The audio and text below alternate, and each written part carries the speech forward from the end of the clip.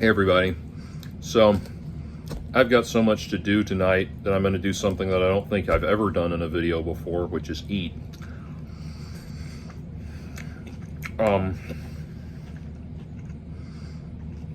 So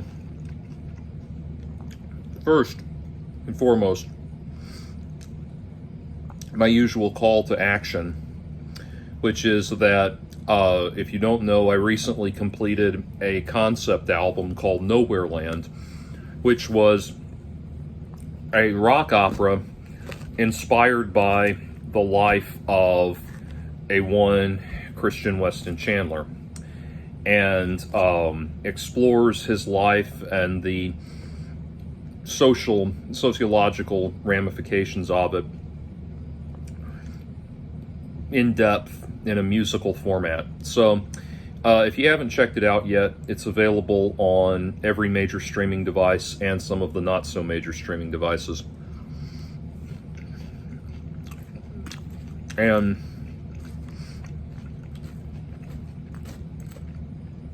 today is Chicken Caesar Salad Day. Normally Tuesday is Chicken Caesar Salad Day, but yesterday ended up being Spaghetti Day. So anyway, there is a rumor that has been going around this week that Chris Chan escaped from prison. The story, as it goes, is that Chris took a bathroom break during the court proceedings and climbed out a window and escaped, and had been at large for 5 hours, and the police had no idea where he was. Now, the fact that this story contains the words Chris Chan climbed should be enough to tell you that it's bullshit.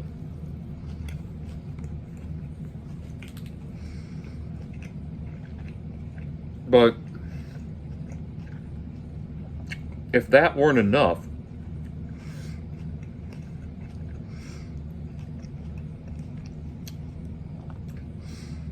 the whole thing apparently goes back to 4chan. And that's enough to convince most people that it's bullshit. But, you know, as with the reality of QAnon and a lot of other things like that, as we know, there are people who will still believe news that they first heard on the website that circulated a rumor that it was possible to charge your cell phone by heating it up in the microwave.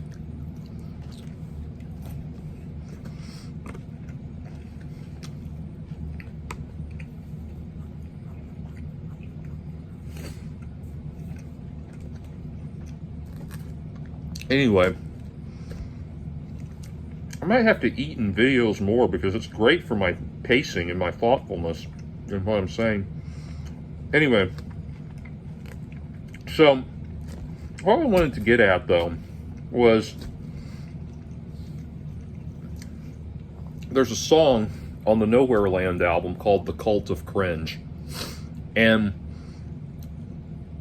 it talks about how, you know, everyone starts out making fun of Chris Chan, and then before you know it, they're washing the Savior's feet, and Chris becomes the leader of this very ironic cult. What's interesting is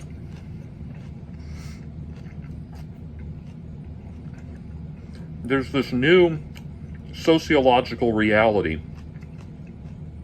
that emerges from Chris Chan, where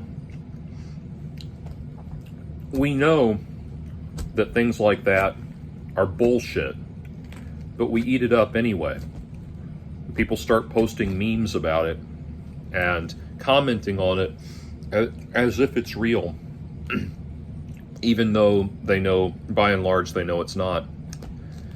And it's so interesting to me because normally, we think about, Orwell famously writing about, the deprogramming process of newspeak, where you get people to consciously hold two ideas, two mutually exclusive ideas in their head at the same time, and the training that has to go into that and everything, the constant societal training and reprogramming that people need to start thinking that way. And what's interesting is you can get people to start entertaining two realities at the same time if what they're talking about is something cringeworthy.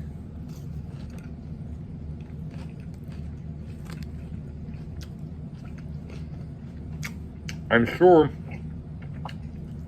someone is going to write in and say that the sight of me eating while making this video is itself cringeworthy.